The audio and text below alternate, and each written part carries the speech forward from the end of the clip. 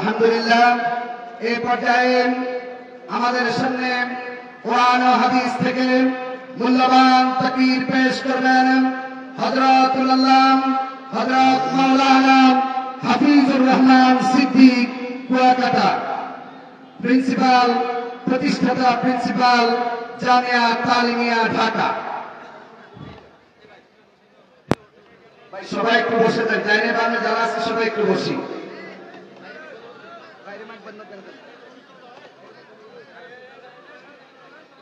السلام عليكم ورحمة الله وبركاته. الحمد لله الذي جعل الشمس والقمر بحسبان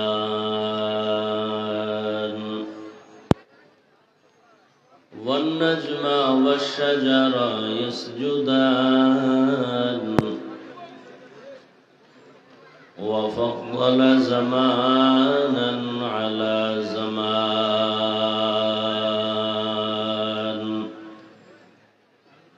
كما فضل مكانا على مكان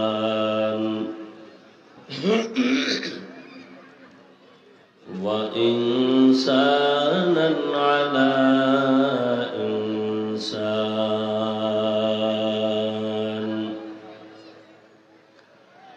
ونشهد أن لا إله إلا الله وحده لا شريك له لا ضد له ولا ند له ولا مثل له. ونشهد أن سيدنا وسندنا وحبيبنا وحبيب ربنا وطبيبنا وطبيب قلوبنا ومولانا محمدا عبده ورسوله أرسله بالحق بشيرا ونذيرا وداعيا إلى الله بإذنه وسراجا منيرا. اللهم صل على محمد النبي الأمي وعلى آله وسلم تسليما. وبعد فأعوذ بالله من الشيطان الرجيم.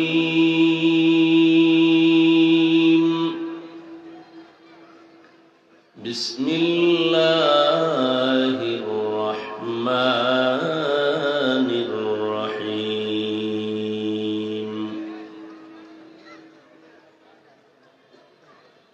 يا أيها الذين آمنوا اتقوا الله وقولوا قولا سديدا يصلح لكم أعمالكم ويغفر لكم ذنوبكم ومن يطع الله ورسوله فقد فاز فوزا عظيما. وقال رسول الله صلى الله عليه وآله وسلم من يزمن لي ما بين لحييه وما بين رجليه أضمن له الجنة أو كما قال النبي الصلاة والسلام.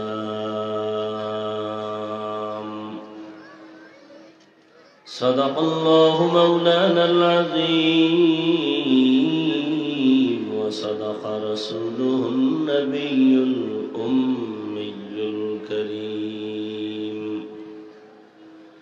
ونحن على ذلك من الشاهدين والشاكرين والذاكرين والحمد لله رب العالمين سبحانك لا علم لنا إلا ما علمتنا إنك أنت العليم الحكيم رب اشرح لي صدري ويسر لي أمري واحلل عقدة من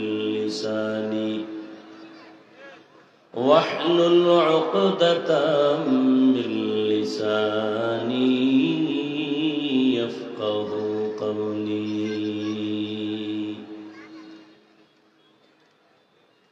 دین کی سورج ڈوب رہی ہے ہم لوگوں کے سامنے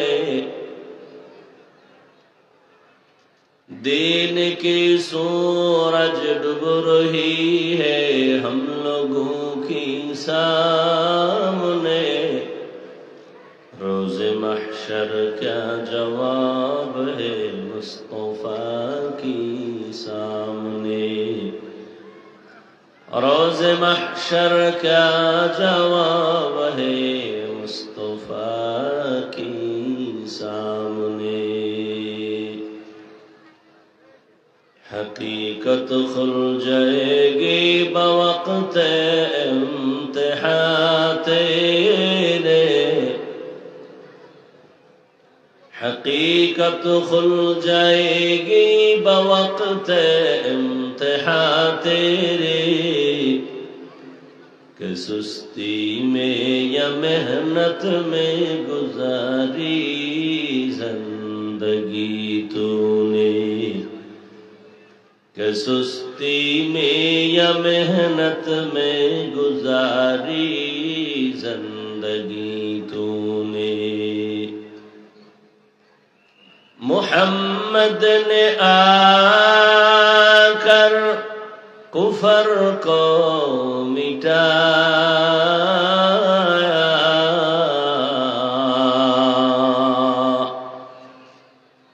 محمد نے آ کر کفر کو مٹایا کفر کو مٹا کر صداقت بتایا کفر کو مٹا کر صداقت بتایا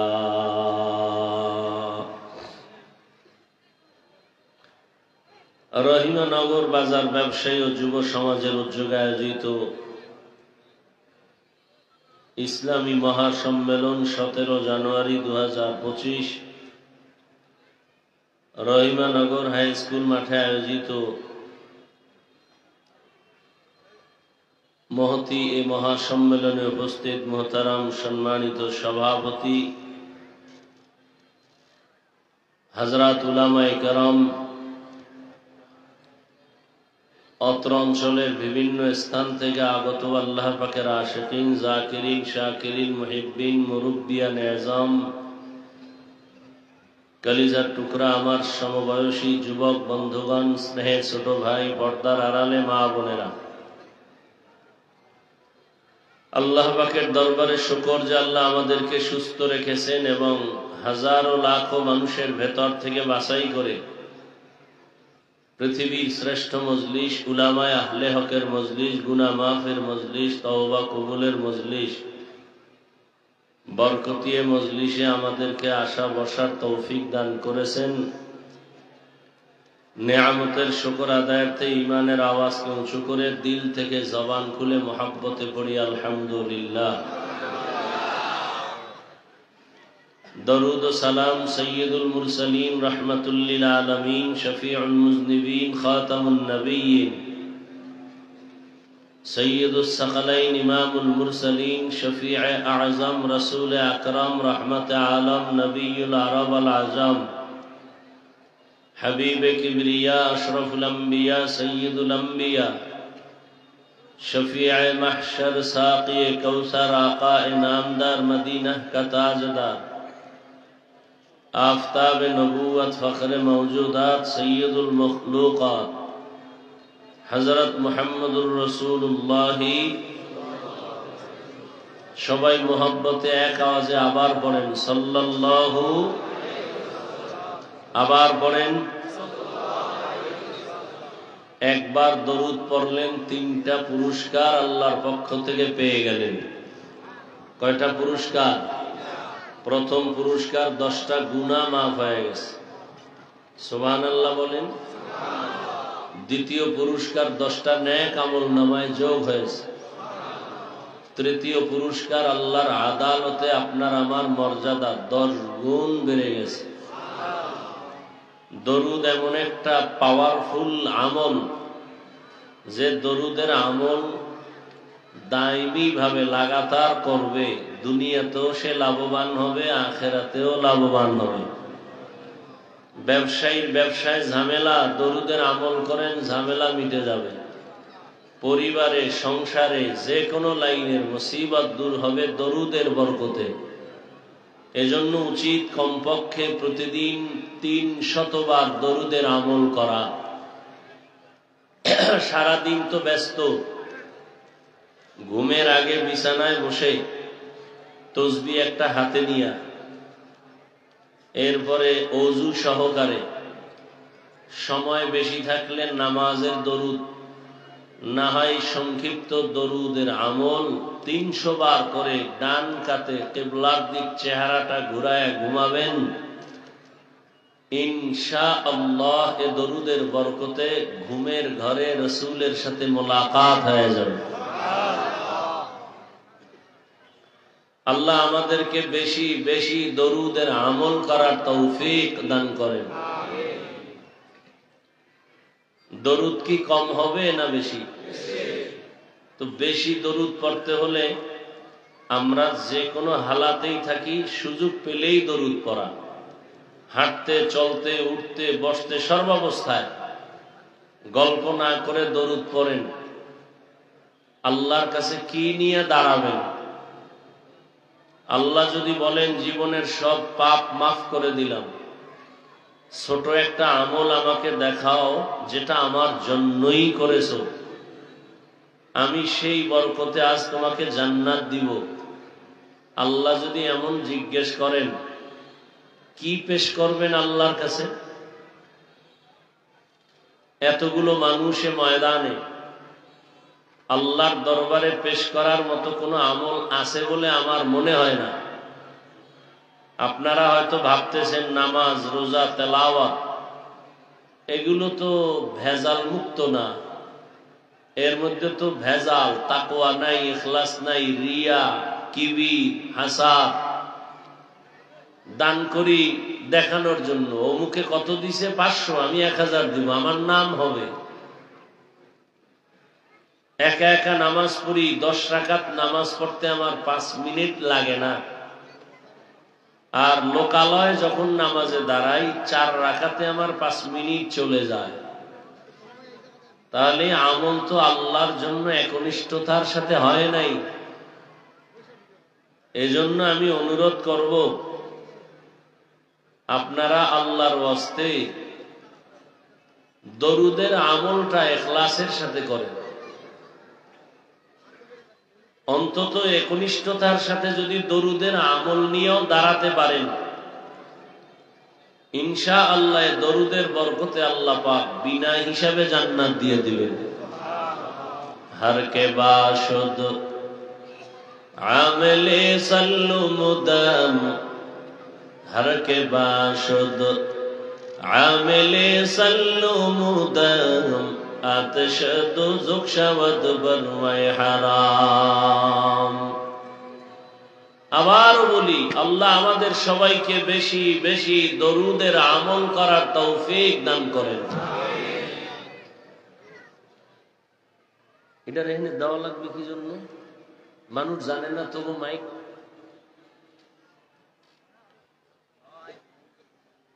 এই যে ওয়াজ করতেছি খালি মানুষকে দেখানোর জন্য সব না।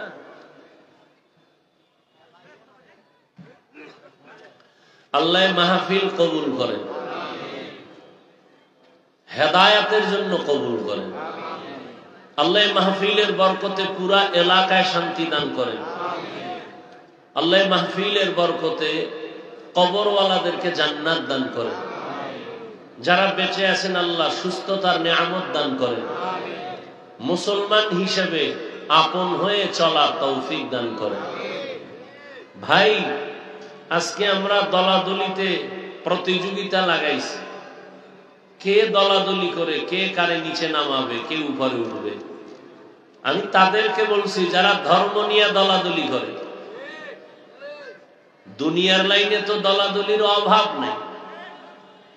দুনিয়ার লাইনে দেখেন না এক এক দল, এর মধ্যে আরো কিলাকিলির দল আছে 13টা, আছে না? এমন একটা থানা বাংলাদেশে পাইলাম না যে অমুক দলের 2 গ্রুপ নাই। সব জায়গায় গ্রুপ লিডার একটা আর একটারে মারে। সেদিন নাকি শুনলাম এক গ্রুপের নাম দেয় নাই পোস্টারে, আর এক গ্রুপ আইয়া মাহফিলের প্যান্ডেল জ্বালায় দিছে। আমি যে মাঝে মাঝে কই স্বাধীন স্বাধীন কইরা যে তোমরা নাকে তেল লাগায় ঘুমাও। মুসলমান তো স্বাধীন বলবে ওই দিন যেদিন ইসলামের স্বাধীন হবে।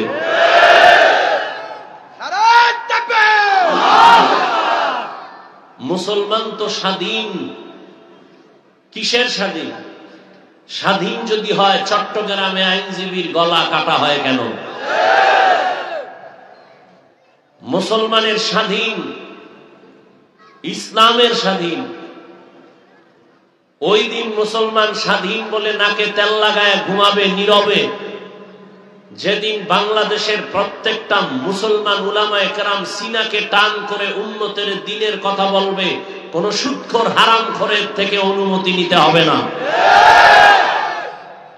মুসলমান তো স্বাধীন বলে আরামে ঘুমাবে সেদিন, যেদিন এদেশের প্রত্যেকটা মসজিদ আর মাদ্রাসার কমিটির মধ্যে কোনো বেনামাজি থাকবে না।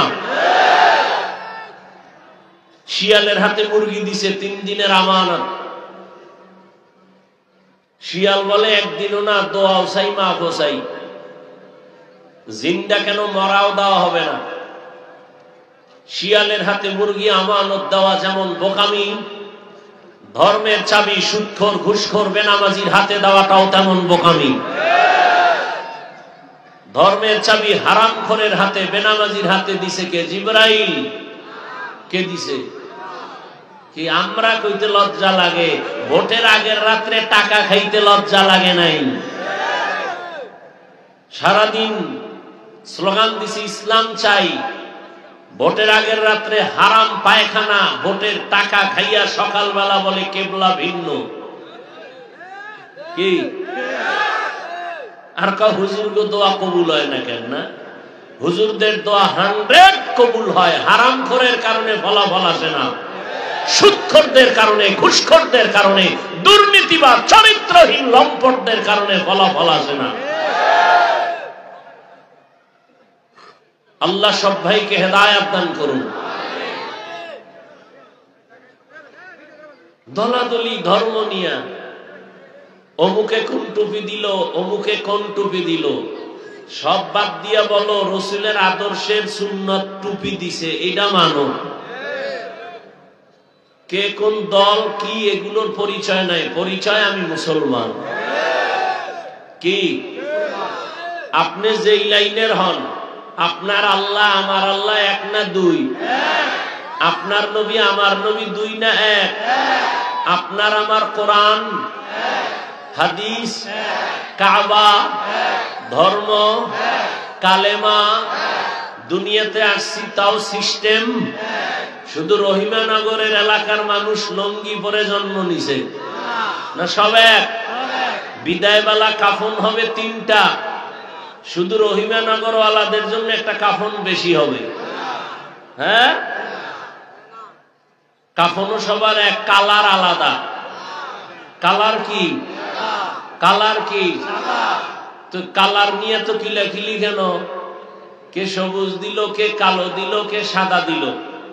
সাদা দিলেও আলহামদুলিল্লাহ, কালো দিলেও আলহামদুলিল্লাহ, সবুজ কালারও আলহামদুলিল্লাহ। মূল কথা, মোবাইল তুমি সিটেসেল চালাও, ওয়ারিড চালাও, একটেল চালাও, তুমি গ্রামীণ চালাও, নেটওয়ার্কের সাথে লাইন থাকলেই হলো। কপাল পরা বুঝো না? তুমি কালো টুপি দাও, সাদা দাও আর সবুজ দাও, মদিনার টাওয়ারের সাথে লাইন থাকলেই চলবে। কিলাকিলি কেন? এত হিংসা কেন অন্তরে? তাকওয়া বেশি এই জন্য। আল্লাহ হেদায়েত দান করুন। কাফনের কালারও এক, কবরের সাইজও নাকি একটু এই এলাকার কবর এক হাত বড়। মরণের পরে কবরে রাখার পরে প্রশ্ন তিনটা হবে না আলাদা হবে? আমারও যেই প্রশ্ন আপনাকেও সেই প্রশ্ন, ধনীকে যে প্রশ্ন গরিবেরও একই প্রশ্ন, সবার বেলায় প্রশ্ন এক। রবের পরিচয় দাও, ধর্মের পরিচয় দাও, রহমাতুল লিল আলামিনের পরিচয় দাও, সবই এক। আজকে আমি চরমনাই, আপনি তাবলীগ, আমি কওমি, আপনি আলিয়া, ভাগাভাগি করেন, কি লাভ হবে? যেদিন সাদা কাফনে ঢুকবেন কোন ভাগ থাকবে? কাফনের উপরে লেখা থাকবে তাবলীগওয়ালার লাশ, কাফনের উপরে লেখা থাকবে বড় হুজুরের লাশ। তাহলে কিসের এত ভাব? আমি যেই কালারের হুজুর হই না কেন, কাফনে ঢুকলে সব বাহাদুরি শেষ। থাকবে কোনো বাহাদুরি? আল্লাহ বুঝার তৌফিক দান করেন। এত দূরত্ব কেন? সালাম দেয় না, দিলেও নেয় না কেন? কয় টুপি কেন পাস করলি? কি কারণ? কি নবী কি এরকম করছিলেন?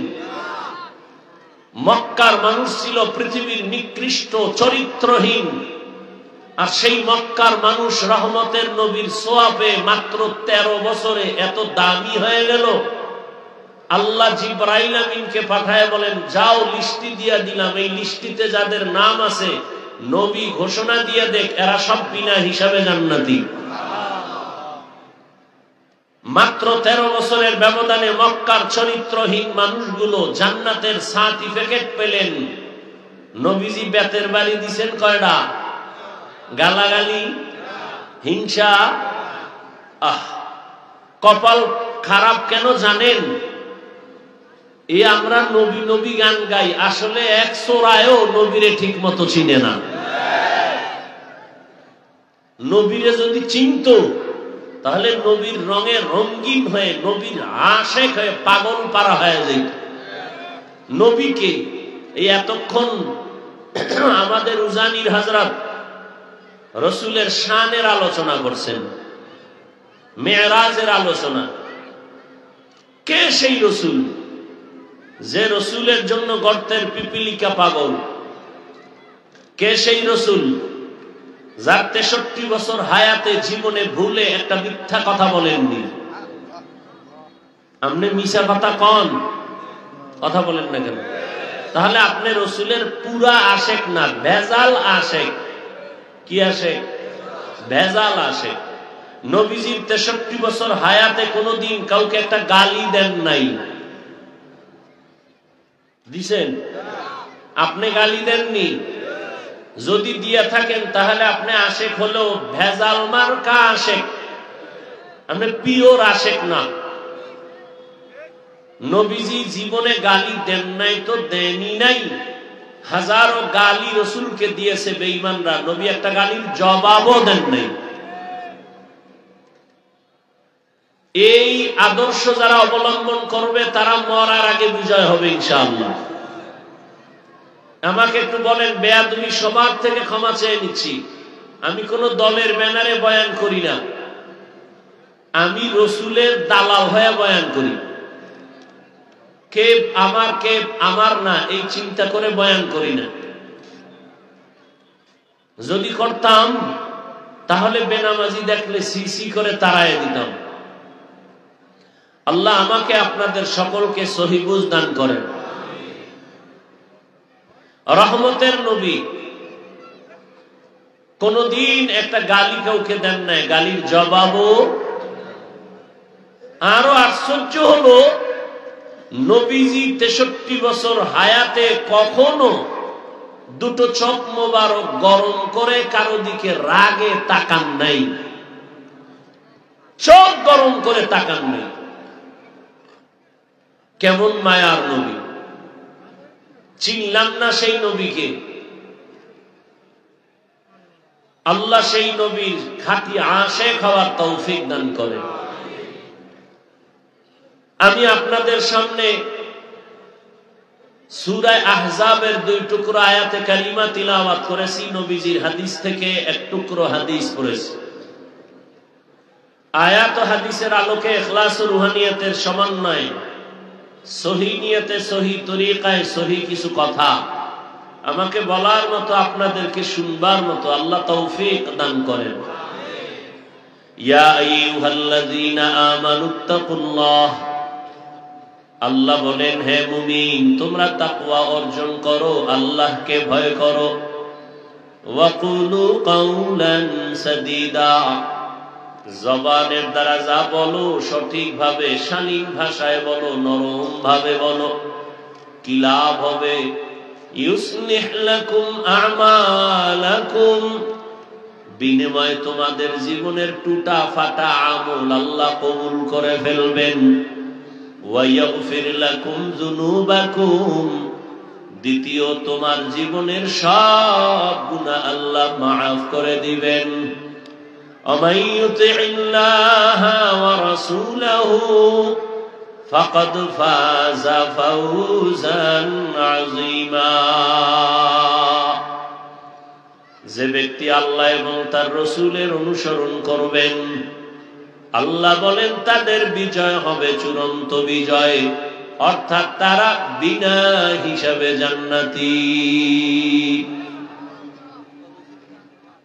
রহমতের নবী বলেন, মাইয়াজমাল্লি মা বাইনা লাহইয়াইহি ওয়া মা বাইনা রিজলাইহি আজমান লাহুল জান্নাহ। এরে নবীর আশিক, তোমরা যদি 2 জিনিস হেফাজতের জিম্মাদারি নিতে পারো, আমি নবী তোমাকে জান্নাতে নেওয়ার জিম্মাদারি নিব। কয় জিনিস? 2 জিনিস যদি হেফাজত করো, আমি রহমতের নবী ওয়াদা করলাম তোমাকে আমি জান্নাতে নেওয়ার গ্যারান্টি দিচ্ছি।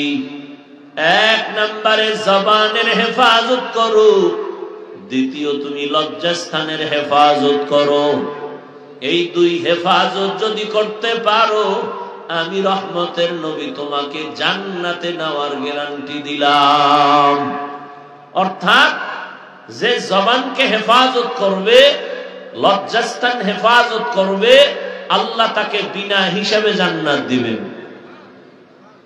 আয়াত এবং হাদিসের মূল আলোচনার বিষয়, জবানকে কন্ট্রোল করো, জবানকে হেফাজত করো।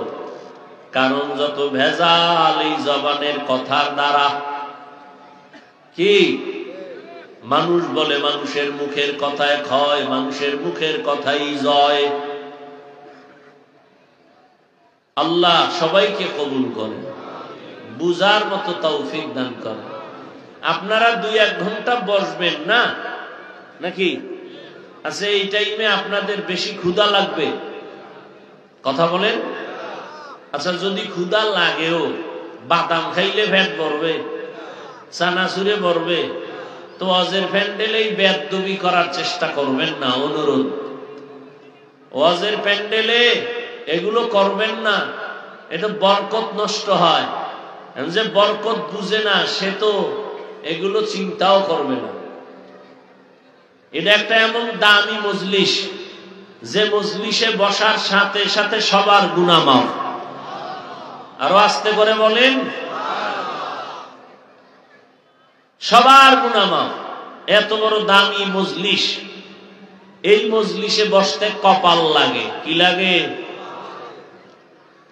এই প্রোগ্রামের অনেক প্রচারণা চলতেছিল বহুদিন ধরে, কিন্তু অনেকে আসার নিয়ত করেও আসতে পারে নাই। জরুরি কোনো কারণে যদি আসতে নাও পারে, সওয়াব আল্লাহ দিয়ে দিবেন। আর একদল এখানে আসছেন কিন্তু কপাল বড় খারাপ। বাড়ির থেকে বলে আসে রহিমানগর স্কুল মাঠে ওয়াজ মাহফিলে যাই, দেখে আসি হুজুরেরা কি কয়। কিন্তু কপাল বড় খারাপ, এই বরকতি প্যান্ডেলে তারা ঢুকতে পারে নাই। এরা কই? এরা মহিলা প্যান্ডেল তাওয়াফ করে, কেউ আবার মার্কেটে ঘুরে ঘুরে বেপরদা নারীর সাথে আড্ডা করে আর কবিরা গুনাহ করে। এর নাম কপাল। আর একদল প্যান্ডেলে বসছেন, কিন্তু তাদের জন্য বড় দুঃখ, প্যান্ডেলে বসার পরেও এখনো কপাল খুলে নাই। কেন? কলবের দরজাটারে বন্ধ করে গজবের মোবাইল নিয়ে বসে আছে। এর কপালটাও ভালো না। বলার দায়িত্ব আমার, মানবেন কিনা সে দায়িত্ব আপনার। এমন একদিন আসবে বলারও মানুষ থাকবে না, মানার মানুষ তো নাই। ওই জিন্দেগি মে বন্দেগি তু কর নাহি, जिंदगी में बंदगी तू कर नहीं, जिंदगी में बंदगी शर्मिंदा है, जिंदगी में बंदगी शर्मिंदा है। यहाँ हम सब मुसाफिर दिल ना लगा,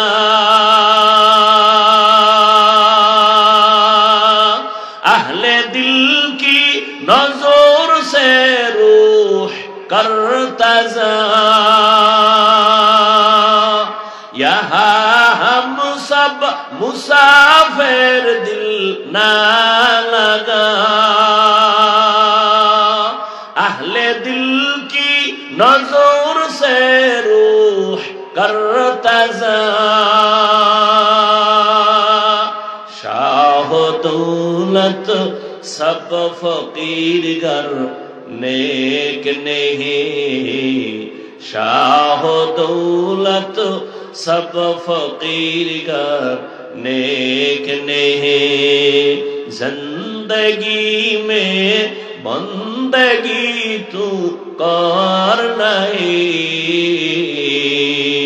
जिंदगी में बंदगी तू कर नहीं, जिंदगी में बंदगी शर्मिंदा है, जिंदगी में बंदगी शर्मिंदा है, जिंदगी में बंदगी कुल बंदगी, बंदगी बे जिंदगी शर्मिंदगी। প্যান্ডেলে বসছে কিন্তু মোবাইলের কারণে তার ধ্যান ও খেয়াল বয়ানমুখী নাই, কলবের দরজা বন্ধ হয়ে গেছে। আল্লাহ এদের জন্য দোয়া করি, হেদায়েত দান করেন। আর একদল মোবাইল ছাড়াই বসে আছে, কিন্তু নফস শয়তান ধাক্কাইতেছে। আর কত বয়ান শুনবি? এই বক্তারে তো বহুই দেখছো আর শুনছো, এই পুরান বয়ান শুনে লাভ নাই, বাড়ি চল, মোবাইলে বয়ান দেখতে পারবি।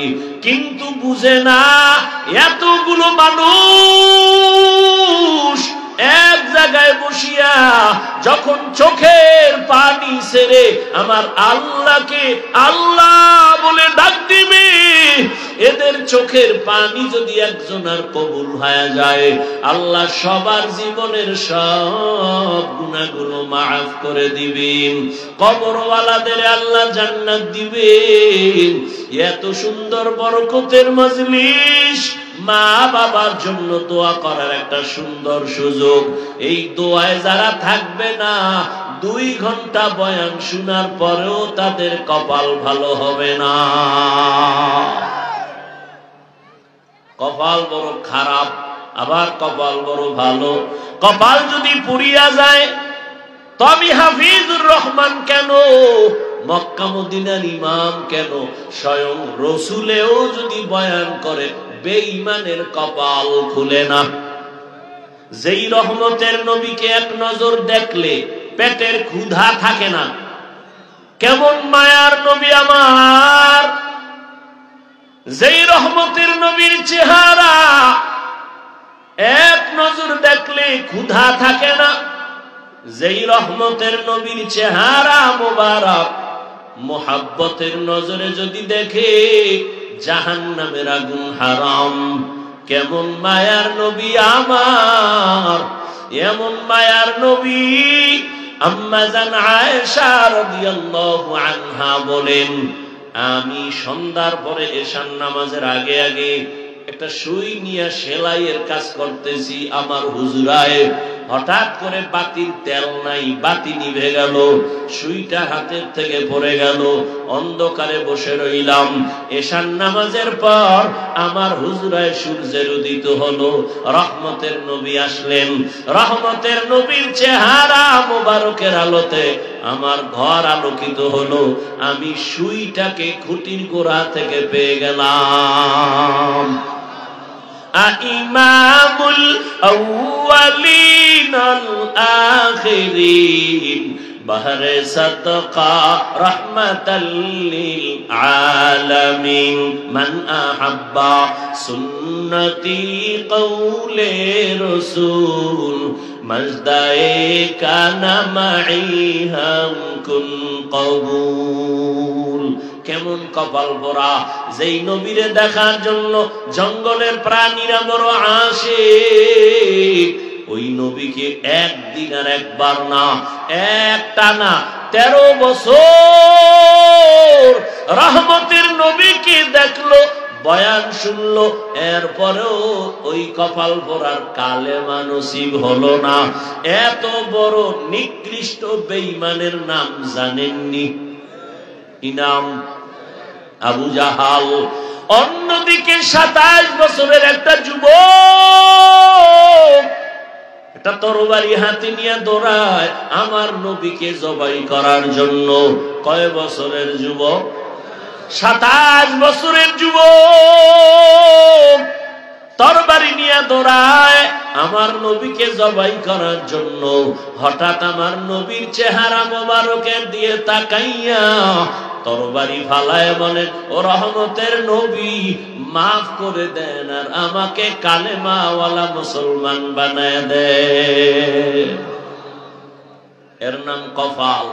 এর নাম কি? কপাল যদি পুড়িয়া যায় 13 বছর নবীরে দেখেও কালেমা পড়ে না, আর কপাল যদি খুলিয়া যায় নবীকে জবাই করতে আসিয়াও কালেমাওয়ালা হয়ে যায়। এরে রহিমা নগরের মুসলমান, এরে নবীর আশিক, আমি হাফিজুর রহমান তোমাকে হুজুর বানাবার জন্য আসি নাই। আমি কিন্তু একবারও বলি নাই, বলবো না, কোনো ভয় নাই। আমি একবারও বলবো না। আমি 5 কল্লি টুপি মাথায় দিয়েছি, তুমি যদি না দাও কপাল ভরে যাবে। একবারও বলি নাই, ভয় নাই, বলবো না। আমি কওমি মাদ্রাসার সন্তান, আমি একবারও বলি নাই, বলবো না। কওমিতে যদি না পড়ো কপাল পুড়ে যাবে। আমি তাবলীগের লাইনের সন্তান, একবারও বলবো না তাবলীগ না করলে জাহান্নামে যাইবা। আমি পীরের মুরিদ, একবারও বলবো না যদি পীরের কাছে না যাও তুমি জাহান্নামে যাইবা। আমি কি বলতে চাই ধৈর্য সহকারে শুনতে থাকো। আল্লাহ তাআলা বলেন, মুমিনের 2টা আদেশ দিলাম, কর্মসূচি দিলাম। যদি মুমিন মানতে পারো, 1 আমি আল্লাহকে ভয় কর, দ্বিতীয় জবানটাকে হেফাজত করো। এই দুইটা আদেশ যদি মানো, আমি আল্লাহ পাক তোমাকে নগদ দুইটা পুরস্কার দিব। এক নাম্বার পুরস্কার হলো তোমার জীবনের সব আমল কবুল। দ্বিতীয় পুরস্কার, তোমার জীবনের সব গুনাহ মাফ হয়ে যাবে। এক, আল্লাহ তাআলা এই কর্মসূচি বেঈমানকে কেন দেন নাই, মুমিনকে কেন দিয়েছেন? এর একমাত্র কারণ, শুধু মুমিনেরাই জান্নাত পাবে, আর কেউ জান্নাত পাবে না। জান্নাত কারা পাবে? একমাত্র মুমিনেরা পাবে। মুমিন তুমি জান্নাত পেতে হলে দুনিয়াতেই জান্নাত কামাই করো। জবান হেফাজতের কথা এখানে আল্লাহ উল্লেখ করেছেন। চোখ হেফাজত করো এখানে বলেন নাই। হাত হেফাজত করো আল্লাহ বলেন নাই। কান হেফাজত করো এখানে আল্লাহ বলেন নাই। পা হেফাজত করো এখানে আল্লাহ বলেন নাই।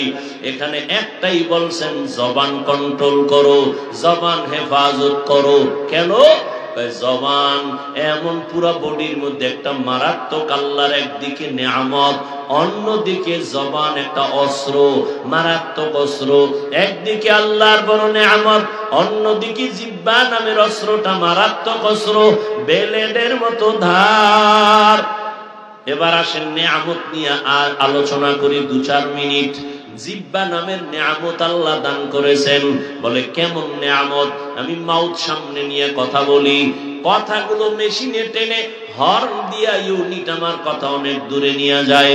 এরে আল্লাহর বান্দা, দীর্ঘ টাইম মেশিন চলা যাবে না, লিমিটেশন আছে। এর বাইরে চালাতে গেলে মেশিন পুড়িয়ে যাবে, আগুন লেগে যাবে, তারগুলো মাইনাস প্লাস এক হয়ে যাবে। এরে আল্লাহর বান্দা, জিহ্বা নামের মেশিন নাড়াইয়া দুনিয়াতে আসা থেকে আজ পর্যন্ত এত হাজার হাজার হাজার কোটি কথা সাপ্লাই দিলাম। এই জিহ্বা নামের মেশিন কখনো আগুন লাগে নাই, বন্ধ হয় নাই। এরে মাঝে মাঝে গাল ব্যথা করে, ঠোঁট ব্যথা করে, কপাল ব্যথা করে, জীবনে জিহ্বা ব্যথা করে না। এত কথা সাপ্লাই হয়। এই মেশিন কে বানাইছেন? এই মেশিনের চার্জ কেমনে হয়? মোবাইল হাতে নিয়ে কথা বলি, সবাই মোবাইলে কথা বলতেছে, মোহাব্বতের আওয়াজ, দীর্ঘ টাইম কথা কথা কথা, হঠাৎ করে মোবাইলের কথা কেটে গেল। বিষয় কি? নেটওয়ার্ক নাই। দেখি না ফুল নেটওয়ার্ক আছে, ব্যালেন্স নাই। তাকায় দেখলাম পর্যাপ্ত পরিমাণ ব্যালেন্স আছে। 4 দিন কথা বললো, আমার ব্যালেন্স শেষ হবে না, তো কথা কেন কাটা গেল? হঠাৎ করে নজর করে দেখি নেটওয়ার্কেরও সমস্যা নাই, ব্যালেন্সেরও সমস্যা নাই, মোবাইলে চার্জ নাই। কি নাই? আবার তুমি মোবাইলে ফুল চার্জ দাও, ফুল চার্জ দিয়া এবার তুমি আবার কথা শুরু করো, আনলিমিটেড কথা বলো, আর কথা কাটবে না। মোবাইলে কথা বলতে বলতে চার্জ শেষ হয়ে যায়, আবার চার্জ দাও, আবার শেষ হয়, আবার চার্জ দাও। জিহ্বা নামের মেশিনটা নাড়াইয়া এই জীবনে 60, 70, 80 বছর পর্যন্ত বান্দা তুমি এত কথা বললা। ওরে বান্দা, একবারও চিন্তা করছনি এই জিহ্বার ব্যাটারির চার্জ কে দিতেছে? এর পেছনে কোন মিস্ত্রি কাজ করতেছে? আল্লাহ এত বড় নেয়ামত দান করেছেন, এই জবানের শুকর আদায় করো। আল্লাহর হুকুম মতো জিহ্বাটারে চালাও, জিহ্বা দিয়া আল্লাহর হুকুমে তোমার জিহ্বা ব্যবহার করো, তাহলেই জিহ্বার নেয়ামতের শুকর আদায় হবে। শুধু জিহ্বা নাড়াইয়া আলহামদুলিল্লাহ শব্দ বললেই হবে না। এই জিহ্বা দ্বারা কোনো গুনাহ করবা না, নেক আমল চালু রাখবা, তো জিহ্বার হক আদায় হয়ে যাবে। জিহ্বা বড় দামি, বড় নেয়ামত। আল্লাহ এমন একটা নেয়ামত দান করেছেন, একটা প্লেটের মধ্যে খানা নিছেন, খাবেন, হাত দিয়া খানাটারে অনেক তদন্ত করলেন, প্লেটের খানার মধ্যে কোনো ঝামেলা আসেনি। এদিকের সাউন্ড কমলো কেন? বাম দিকেরটা। প্লেটের খানা তদন্ত করে দেখতেছেন, খানা বন্ধ, খানা খাইবেন, খানার মধ্যে কোনো ময়লা, চোখ বলে নাই, হাত বলে খানা ফ্রেশ, সব রেডি করে খানা এখন আপনি লোকমা একটা রেডি করছেন, লোকমায় কোনো ভেজাল নাই, চোখ বলে ঠিক আছে, হাত বলে ঠিক আছে, হাত আর চোখের সিকিউরিটি আমি আওয়াজ পাইয়া লোকমাটা যখন মুখের মধ্যে দিলাম, লোকমাটা মুখের মধ্যে দেওয়ার পর আল্লাহর দেওয়া জিহ্বাটায় বাড়ি দিয়ে কয় দাঁড়া, লোকমা ভিতরে নিস না, লোকমার মধ্যে ভেজাল আছে, যেই ভেজাল তোর হাতে ধরতে পারে নাই, যেই ভেজাল তোর চোখ ধরতে পারে নাই, ওই ভেজাল জিহ্বায় ধরে ফেলেছে। লোকমার ভিতরে কয়েকটা চিকন চুল আছে, এটা চোখ দেখে না, হাত দেখে না, জিহ্বায় বের করে ফেলেছে।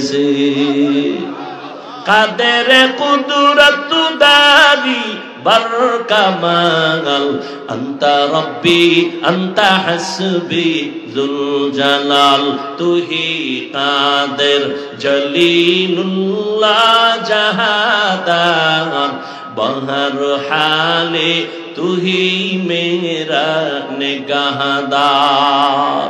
জিহ্বা বড় এক নেয়ামত, আল্লাহ এই নেয়ামতের কদর করার তৌফিক দান করেন।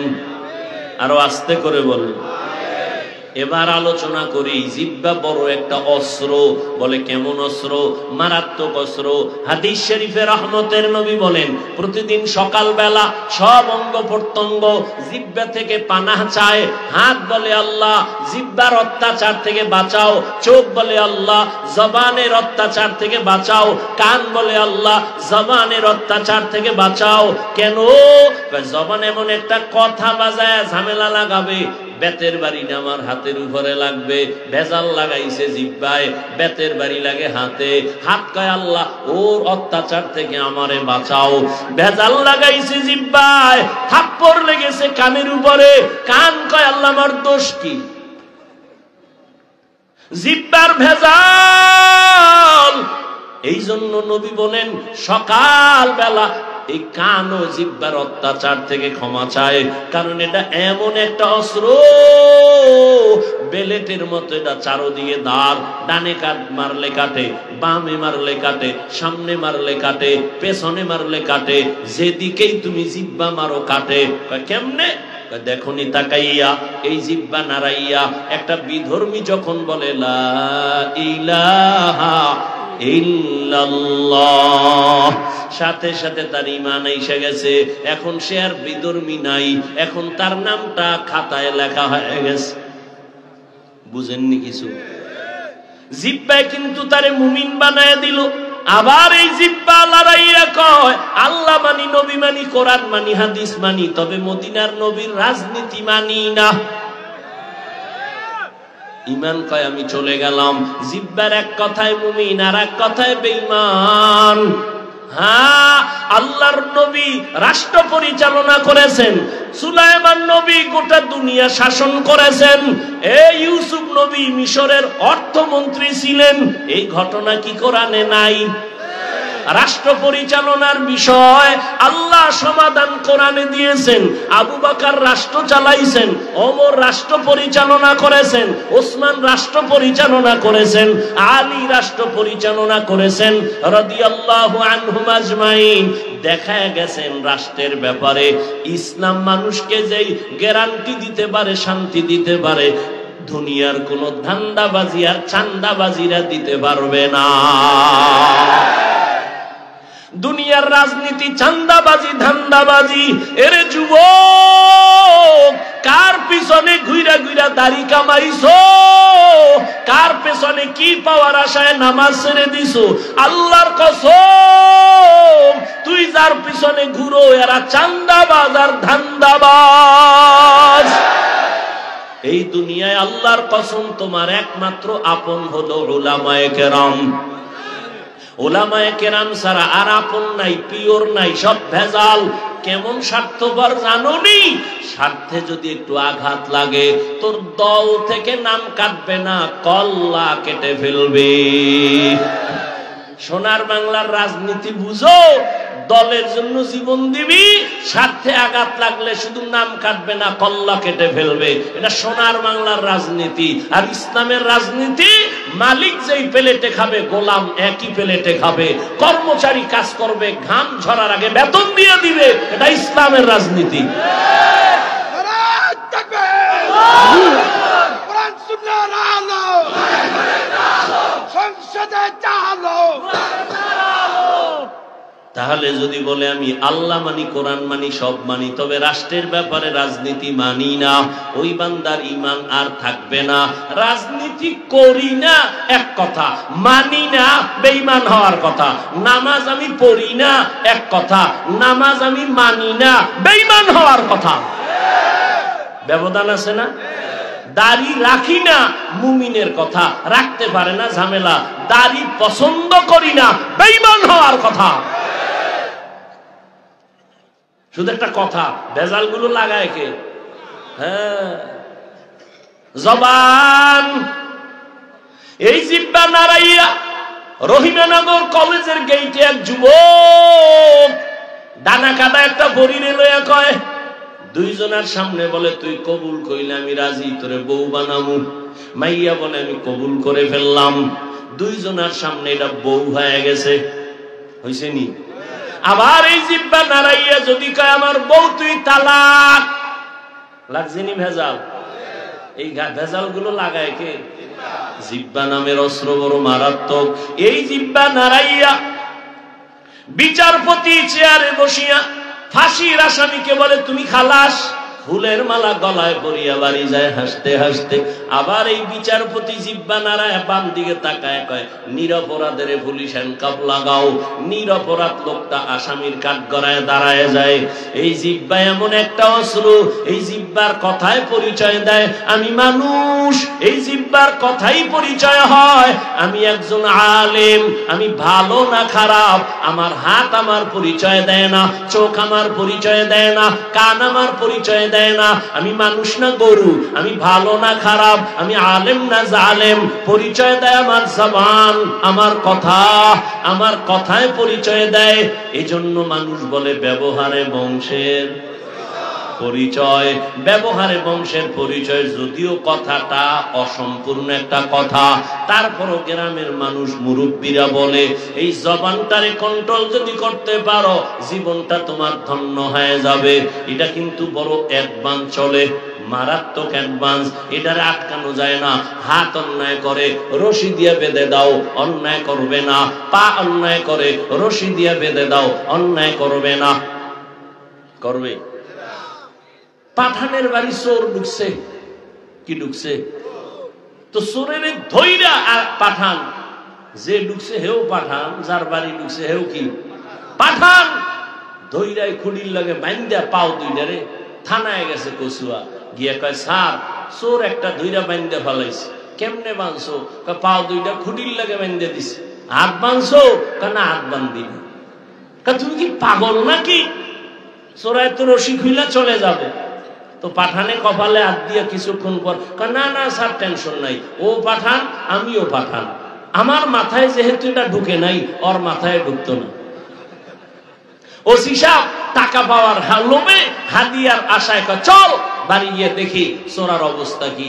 ওসি আয়া দেখে সেই কুলের বলদ খুঁটির গোড়ায় বইয়ে গেছে, ওইভাবে বসে আছে। হাত অন্যায় করে বেঁধে দাও, অন্যায় করবে না। পা অন্যায় করে বেঁধে দাও, আর অন্যায় করবে না। চোখ অন্যায় জিনিস দেখে নেকাপ লাগাও, কালো চশমা লাগাও, আর কিছু দেখবে না। কান অন্যায় কথা শুনে পট্টি লাগায় দাও, আর কান পর্ন অন্যায় কথা শুনবে না। জিহ্বা তো আমার, এটা কেমনে আটকাবো? রশি দিয়ে আটকাবো, কয় পারা যায় না। কষ্টে লাগাবা, কয় তাও লাগবে না। সুপার গুলো লাগাও, হবে না। কারণ জিহ্বা এমন এক বড় নেয়ামত, অল টাইমের সাথে আল্লাহ একটা ঘাম পানি দিয়া রাখছেন। এই পানি যদি শুকায় যায় মানুষ মরার অবস্থা হয়ে যায়। ডায়াবেটিস বেড়ে গেছে, তাড়াতাড়ি ঔষধ খাও, ডাক্তার দেখাও। এই জিহ্বার লালা হলো একটা বড় ঔষধ। এরে বান্দা, তোর চেহারার মধ্যে যদি কোনো গোড়া উঠে, শাহাদাত আঙ্গুল বের করে একটু লালা লাগাইয়া 3 বার বিসমিল্লাহ বিসমিল্লাহ বলে লাগা, তোর গোড়া থাকবে না। তবে যুবক, সারা রাত মোবাইলে আকাম কইরা যদি চেহারা নষ্ট করো, এটা তোর লালায় কোনোদিন যাবে না। সারা রাত মোবাইল নিয়ে যারা হক আদায় করে কবিরা গুনাহ কবিরা গুনাহ কবিরা গুনাহ, হাসিও না রে বাবা, কপাল পুড়া যাইতেছে খবর নাই। মুহাম্মদের উম্মত যদি না হইতি, ঘুমের ঘরে এমন গজব আসতো, ঘুমের থেকে উঠে দেখতি চেহারাটা শুকরের মতো হয়ে গেছে, বানরের মতো হয়ে গেছে। মুহাম্মদের উম্মত হওয়ার কারণে আল্লাহ এই গজব দেন নাই। রহমতের নবীর উম্মত হওয়ার কারণে আল্লাহ গজব দিবেন না, না হয় চেহারা পাল্টায় যাইতো। কারণ একটা ঘরের মধ্যে 5টা রুম, এক রুমে মাইয়া, আর এক রুমে ছেলে, আর এক রুমে মা বাবা, সবাই মোবাইলে সারা রাত জেনা জেনা জেনা জেনা, সারা রাত জেনা চলে, চোখের জেনা, কানের জেনা, জবানের জেনা, সারাটা রাত মোবাইলে কবিরা গুনাহ চলে ঘরের মধ্যে। মুহাম্মদের উম্মত যদি না হইতি, ঘুমের মধ্যেই ঠাড়া পড়তো। আল্লাহ নবীর উম্মতের কারণে, নবীর মুহাব্বতে আল্লাহ পাক এই বিপদ দেন নাই। কারণ নবী তো নবী, কেমন নবী? মূসা নবী আল্লাহর বন্ধু, ঈসা নবী আল্লাহর বন্ধু, ইব্রাহিম নবী আল্লাহর বন্ধু, ঈসা নবী আল্লাহর বন্ধু, দাউদ নবী আল্লাহর বন্ধু, ইউসুফ নবী আল্লাহর বন্ধু, আর সুলাইমান পয়গম্বর আল্লাহর বন্ধু, নূহ আলাইহিস সালাম আল্লাহর বন্ধু। আপনার আমার নবী, রহমতের নবীও আল্লাহর বন্ধু। ব্যবধানটা কোথায়? সব নবী রাসূল আমার আল্লাহ তাআলার আশিক, আর আমার আল্লাহ হলেন মুহাম্মদের আশিক। ব্যবধান আছে না নাই? রহমতের নবীর আশিক আমার আল্লাহ নিজে। এজন্য নবীর উম্মতের ইজ্জত নষ্ট করবেন না, আল্লাহ ইজ্জত হেফাজত করবেন যতটুকু সম্ভব। এই জন্যই তো আল্লাহ পাক নবীর উম্মত হওয়ার কারণে চেহারাটা পরিবর্তন করেন না। এরে আল্লাহর গোলাম, জবানটা কষ্টের দিয়ে আটকানো যাবে না। এখন এই জবানটারে কন্ট্রোল কেমনে করি? এটা আমার ইচ্ছার বাইরে চলে। হাতেরে আটকান যায়, জবান আটকান যায় না, এটা আমার থেকে অ্যাডভান্স। আমি ঘুমাইয়া মইরা গেছি, জিহ্বা আমার আগে চলে, ঘুমের ভিতরেও চলতেছে। একজনে ঘুমায় ঘুমায় মন্ত্র পড়ে, হেঁটে দিবে না কি কইতেছে। সকালবেলা এক বন্ধু ডাক দিছে, ও কাঁচা ঘুমের মধ্যে যখন ডাক দিছে, ও কাঁচা গালি শুরু করছে, ও দৌড়, তোর বন্ধুর গুল্লি মারি। ঘুমের থেকে ওইটা 10টার সময় মোবাইল করছে, বন্ধু তুমি কোথায়? তোর সাথে কথা নাই। কেন? ঘুমের মধ্যে যে গালি দিছ, এটি আসমানেও নেয় না, জমিনেও নেয় না। আস্তাগফিরুল্লাহ, আমি কি গালি দিলাম? যে গালি দিছে জীবনে আমার কেউ দেয় নাই। আমি ঘুমের ভিতরে কি বলছি জানা নাই। আমি ঘুমে মইরা রয়েছি, কিন্তু জিহ্বা আমার সচল, ও আমার আগে চলে। এটারে কন্ট্রোল কেমনে করি? আল্লাহ কয়, রে গোলাম, জিহ্বা নামের মেডিসিনটা, অস্ত্রটা দুনিয়ার কোন মেডিসিন দিয়া কন্ট্রোল করা যাবে না। আমি আল্লাহ কুদরতের একটা মেডিসিন দিলাম, এটা যদি ব্যবহার করো জিহ্বা কন্ট্রোল হয়ে যাবে। আমার দেওয়া কুদরতের মেডিসিনের নাম হলো তাকওয়া। हर के दारत खौफ हक दौर दिल मदम जन्नतुल मअवा देहत राम काम जुज़बा हक ची जे मखाज इंसो जा फजले उआ मस्ते दर जुमला जहां। एरे আমার কলিজার যুবক, কয়দিন আর যৌবনের বাহাদুরি করবা? হায়াতটা দেখতে দেখতে তোমার মাঝামাঝি অবস্থায় চলে আসে। 30 বছর যদি হয়ে থাকে, মুহাম্মদের উম্মতের হায়াত 70-এর বেশি না গড়ে, তাহলে তোমার আর বাঁচলে আর 30, কিন্তু বাঁচবা না গ্যারান্টি নাই। কারণ ইদানিং কালে বেশি মরে সুস্থ মানুষ আর যুবক। করোনায় লাশ যুবকের, ছাত্র জনতার বৈষম্য বিরোধী আন্দোলনে যুবকের লাশ, ডেঙ্গুর মধ্যে যুবকের লাশ, হসপিটালে যাও যুবকের লাশ, গাড়ির চাকার তলে যুবকের লাশ, পানির নিচে যুবকের লাশ, ঘুমের বিছানায় যুবকের লাশ। এরে নবীর আশিক উম্মতের দল, ও আমার যুবক বাবারা, তোমার দ্বারাই তো সম্ভব এই দুনিয়াটাকে আলোকিত বানানো। সেই মেধা আল্লাহ তোমাকে দান করেছেন, কিন্তু যৌবনটারে নষ্ট করে ফেলেছো, চরিত্র পর্যন্ত নষ্ট হয়ে গেল, লেখাপড়াও নাই। একটা মোবাইলকে কেন্দ্র করিয়া তোমার জীবনের সব শেষ, লেখাপড়া শেষ, চরিত্র শেষ, এই মোবাইলের কারণে। এই যুবকেরা, মহাপণ্ডিত আকাম করো আর মনে করো বুজুর্গ। শুন, বাসায় যাই আজকে মোবাইলটা খুইলা গুগলে সার্চ দিবি, টাচ মোবাইল দেখলে শরীরের অঙ্গ প্রত্যঙ্গের কি কি ক্ষতি হয় আমি বলে দিই, বাসায় গিয়ে মিলায় দেখবি। মোবাইলের কারণে কিডনি ড্যামেজ হয়, মোবাইলের কারণে ব্রেন কমে যায়, মোবাইলের কারণে হার্ট দুর্বল হয়, মোবাইলের কারণে তোমার চোখের পাওয়ার থাকে না, কানের পার্স নষ্ট হয়, তোমার সব কিছু নষ্ট হয়ে যাচ্ছে এই মোবাইলের কারণে।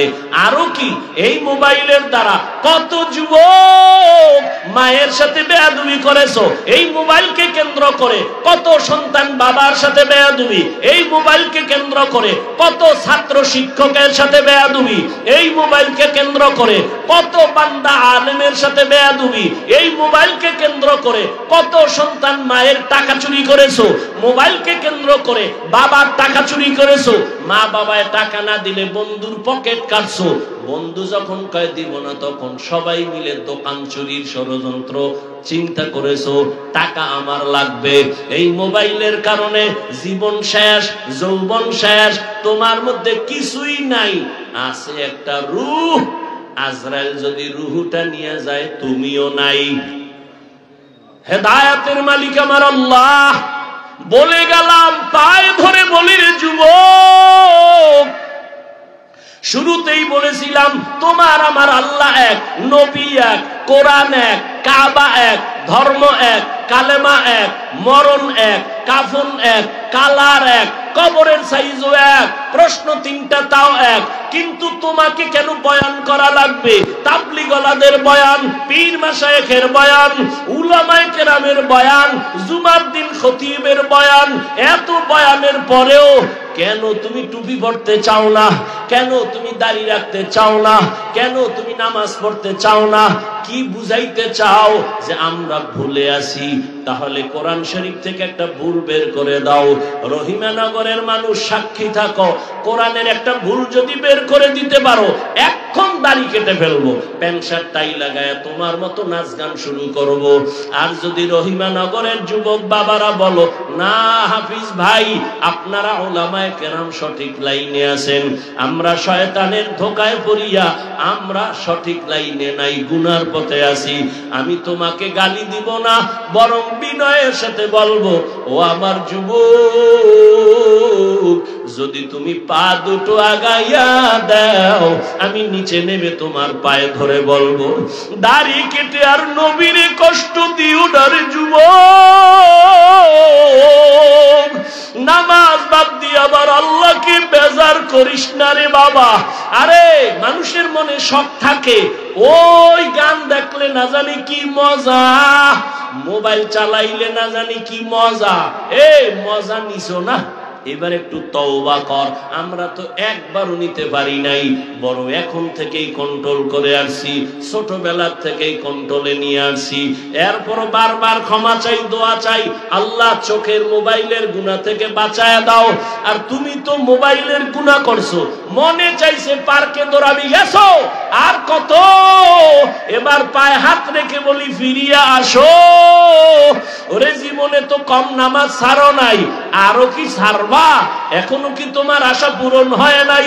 আর কতদিন নামাজ বাদ দিলে তোমার আশা পূরণ হবে? তারপরে তুমি তওবা করবা। জীবনে তো দাড়ি কম কাটো নাই, আর কতদিন দাড়ি কাটলে তোমার মনের আশা পূরণ হবে?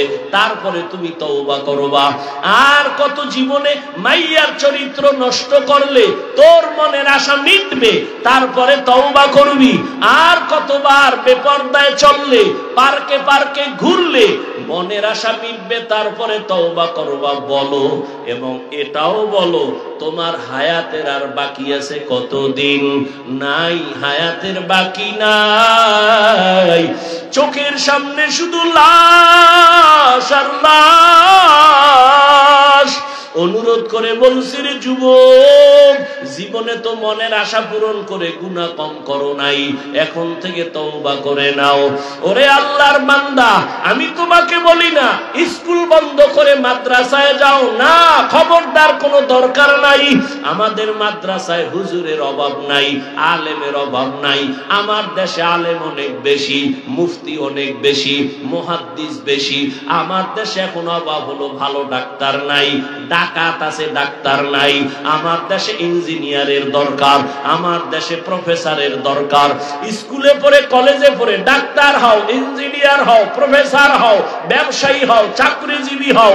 তবে আমার দাবি, বেয়াদব হইও না। তোমার ব্যবহারে কোনোদিন যেন মা বাবা কষ্ট না পায়, তোমার আচরণে কোনোদিন যেন শিক্ষকেরা কষ্ট না পায়, তোমার আচরণে কোনোদিন উলামায়ে কেরাম যেন কষ্ট না পায়। লিখে রাখ, যদি মা বাবারে কষ্ট দাও মরার আগে পঙ্গু হয়ে যাবি। শিক্ষকের সে থেকে যদি কষ্ট দিয়া বদদুয়া নাও লেখাপড়ার জগৎ থেকে হারিয়ে যাবি। যদি আলেমের কলিজায় আঘাত দিয়া বদদুয়া নাও জীবনে আর চরিত্র খুঁজে পাবি না। অতএব অনুরোধ করে বলি, ডাক্তার হও, প্রফেসর হও, ইঞ্জিনিয়ার হও, বেয়াদব হইও না। এবার বাস্তবে একটু তুমি তাকায় দেখো, তোমার মতো যুবক জীবনে মাদ্রাসায় পড়ে নাই, আলিফ বাতাও শিখে নাই, স্কুল কলেজে পড়ে জেনারেল লাইনে থাকিয়া 5 বেলার নামাজ পড়ে আসেনি। অশেষ। এই যুবক, বাসায় যাইয়া দরজা জানালা আটকাইয়া বাতি নিবে ফেলাবি একা অন্ধকারে, পায়ের জুতা খুইলে তোর কপালে বাড়ি দিবি আর বলবি, এই কপাল পরা। তোর মতো যুবক স্কুল কলেজে পড়ে যদি নামাজ পড়ে, তুই পারো না কেন? তোর কপালে কার বরদোয়া লাগাইছো? জুতার বাড়ি দিয়া নিজের কপালকে সোজা কর। তোমার মতো যুবক র্যাব, আর্মি, পুলিশ, বিডিআরের চাকরি করে নামাজ পড়ে, বলো তুমি কেন পারবা না? রহিমানগর বাজারে কত দোকানওয়ালা তোমার মতো জেনারেল লাইনের 5 বেলার নামাজ পড়ে, নামাজ ছাড়ে না, বলো বাবা তুমি কেন পারো না? তোমার মতো যুবক doctor, professor, engineer, OC, DC, SP 5 বেলার নামাজি নাই, তুমি কেন পারবা না? তোমার মতো যুবক কৃষি কাজ করে, নদীর মধ্যে মাছ ধরে, নামাজ ছাড়ে না, তুমি কেন পারবা না? ঢাকা কলেজে যা, জাহাঙ্গীরনগরে গিয়া দেখ, ক্লাসের ছেলে কলেজে ক্লাস করে, মাথায় পাগড়ি লাগানো, দাড়ি অনেক বড়, জামা অনেক বড়, পিছন থেকে তাকাইলে মনে হয় মসজিদের বড় খতিব। এই যুবক বাবা, তুমি কোন মসজিদের খতিব? বলে নাউজুবিল্লাহ, আমি তো আরবি ভালো করে পড়তে পারি না। তো তোমার এমন কেন করো কি? ঢাকা কলেজে পড়ি, মাথায় পাগড়ি, গালে দাড়ি, লম্বা জামা কেন? কয় মা বাবার দোয়া আর উলামায়ে কেরামের নেক নজর লাগাইছি। আমি বানায় বলতেছি? তাহলে তোর কপাল অবশ্যই পোড়া, তোর কপালে অভিশাপ লাগছে। না হয় কেন তুই নামাজ পড়তে পারো না? নবীজি তো বলেছেন, বাইনাল আবদি ওয়া বাইনাল কুফরি তারকুস সালাহ। মুমিন আর বেঈমানের মাঝে ব্যবধান নামাজ। বেঈমানেরা নামাজ পড়ে না, মুমিনেরা নামাজ ছাড়ে না। ও যুবক বাবা, বেয়াদবি মাপ চাই। পাও ধরলে যদি বলো মাফ করবা, বলো আমি নিচে নেমে আসি। রাগ কইরো না, তোমাকে দূরে সরাবার নিয়ত না, কলিজা দিয়া মোহাব্বত লাগায় বলতেছি, যদি পাও ধরলে নামাজ পড়ো আর নামাজ ছাড়বা না, বলো, পায়ে হাত রেখে বলি, নামাজ আর ছাড়িও না। তোমার মতো যুবক জেনারেল লাইনে থেকে নামাজ পড়ে, বৃদ্ধ বাবাজিরা, আপনার মতো কত বুড়ারা মসজিদে গিয়া নামাজ পড়ে, আপনারা কেন পারবেন না? ও পর্দার আড়ালের আম্মা জানেরা, আপনাদের সন্তানদের যত কথা শুনাইলাম, এ কথাগুলো যদি বাস্তবায়ন করতে হয়, আপনি মায়ের দোয়া লাগবে। কারণ মায়ের দোয়া ছাড়া, চেষ্টা ছাড়া সম্ভব না। কারণ গাছ ভালো হলে ফল ভালো হবে, মা ভালো হলে সন্তান ভালো হবে। এর আম্মা জানেরা, আপনাদের এত সম্মান আল্লাহ দান করেছেন, আপনারা নবীদের মায়ের মতো দামি মা, সাহাবায়ে কেরামদের মায়ের মতো দামি মা, আপনারা তো হাফেজে কোরআন আলেমদের মায়ের মতো দামি মা। এই দুনিয়াতে যত ভালো ভালো সন্তান আছে সব মায়ের অবদানের কারণেই আছে। এরে আম্মা জান, আপনারা তো আয়েশা রাদিয়াল্লাহু আনহার মতো দামি নারী, ফাতেমা রাদিয়াল্লাহু আনহার মতো দামি নারী, খাদিজা রাদিয়াল্লাহু আনহার মতো দামি নারী। এরে আম্মা জানেরা, আপনারা তো ইসমাঈল নবীর মা হাজেরা আলাইহা সালামের মতো দামি নারী, আপনারা তো ঈসা নবীর মা মারইয়াম আলাইহা সালামের মতো দামি নারী। এই দুনিয়ার আল্লাহর বড় দুশমন ফেরাউন, জানেননি তার স্ত্রীর নাম কি? এই ফেরাউনের বিবি আসিয়া এত বড় বেঈমানের ঘরে থাইকা টাকা ক্ষমতা ফালাইয়া আল্লাহকে এত আপন করেছেন। রহমতের নবী বলেন, কিয়ামতের দিন আসিয়ার সাথে আমি মুহাম্মদের সাথে বিবাহ হবে। এরে আম্মা জানেরা, আপনার স্বামী তো ফেরাউনের মতো খারাপ না। আপনি কি পারতেন না স্বামীটাকে বুঝাইয়া নামাজি বানাবেন? আপনিও নামাজ পড়ে দোয়া করবেন, ও আল্লাহ আমার স্বামী এত কষ্ট করে, তুমি তার কষ্টে বরকত দাও, রুজিতে বরকত দাও, স্বামীকে তুমি হেফাজত করো। ঘরে আসলে বুঝাইতেন, নামাজের কথা বলতেন, আর বুঝাইতেন স্বামী মা বাবার মায়া ছাড়িয়া তোমার সংসারে আসি, তোমার কাছে আমার দাবি জীবনে কোনোদিন হারাম টাকা কামাই করবা না, হারাম মাল ঘরে আনবা না, হারাম খাইয়া আমাদের রক্ত সন্তানের রক্ত নাপাক করতে দিব না। মা যদি বুঝাইতেন, কোন স্বামী হারাম মাল ঘরে নিতে পারত না। এরে আম্মা জানেরা, আপনার মতো কত মা এই এলাকায় এখনো খুঁজলে পাবেন, বেপরদায় চলে না, নামাজ ছাড়ে না, মোবাইলে সময় নষ্ট করে না। আপনার মতো বহু মা স্বামীর মাল হেফাজত করে, সন্তানকে আদর্শওয়ালা বানানোর মেহনত করে। আপনি কেন পারবেন না? এখন থেকে তওবা করেন, আর নামাজ ছাড়বেন না, বেপরদায় চলবেন না, মোবাইলে সময় নষ্ট করবেন না, স্বামীর মালের খেয়ানত করবেন না, সন্তানগুলো আদর্শওয়ালা বানাবেন। ডাক্তার, ইঞ্জিনিয়ার, প্রফেসর, ব্যবসায়ী, চাকরিজীবী হবে, কোনদিন যেন কারোর সাথে বেয়াদবিমূলক আচরণ না করে। মা বাবা, শিক্ষক, ওলামায়ে কেরামের দোয়া নিয়ে চলবে। এখনো সময় আছে, তওবা করেন। ও আমার কলিজার যুবক বাবারা, হেদায়েতের মালিক আমার আল্লাহ। শুরুতেই বলেছিলাম আবু জাহালের কথা আর ওমরের কথা। জানি না কার কপাল পূর্বে আর কার কপাল ওমরের মতো খোলা। ওমরের মেজাজওয়ালারা একটু তওবার নিয়তে মাথা নত করিয়া আমার আল্লাহকে মনে মনে ডাকো আর বলো, হে মালিক, জীবনে তো কম নামাজ সারি নাই, কত বেপরদায় চলছি, দাড়ি কেটে ফেলেছি, আজকে থেকে তওবার নিয়ত করে ফেললাম। মরিয়া গেল নামাজ ছাড়বো না, দাড়ি আর কাটবো না, মা বাবাকে কষ্ট দিব না, বেপরদায় চলবো না। শিক্ষকের দোয়া নিয়া, উলামায়ে কেরামের পরামর্শ নিয়া, নবীজির তরিকা মেনে জীবন চালাবো। তওবা করার মতো যদি নিয়ত হয়, মুনাফিকি যদি অন্তরে না থাকে, খাঁটি তওবার নিয়তে দুটো হাত আমার আল্লাহকে দেখাইয়া দাও। আয় আল্লাহ, হাতগুলো কবুল করে নেন, তওবা কবুল করে নেন। তওবার উপরে মজবুত হইয়া আমাদের সকলকে চলার মতো তৌফিক দান করেন। মা বাবার দোয়া নিয়া, উলামায়ে কেরামের পরামর্শ নিয়া, শিক্ষকের দোয়া নিয়া, নবীজির আদর্শ সুন্নাত মানিয়া চলার তৌফিক আমাদের দান করেন। আমিন।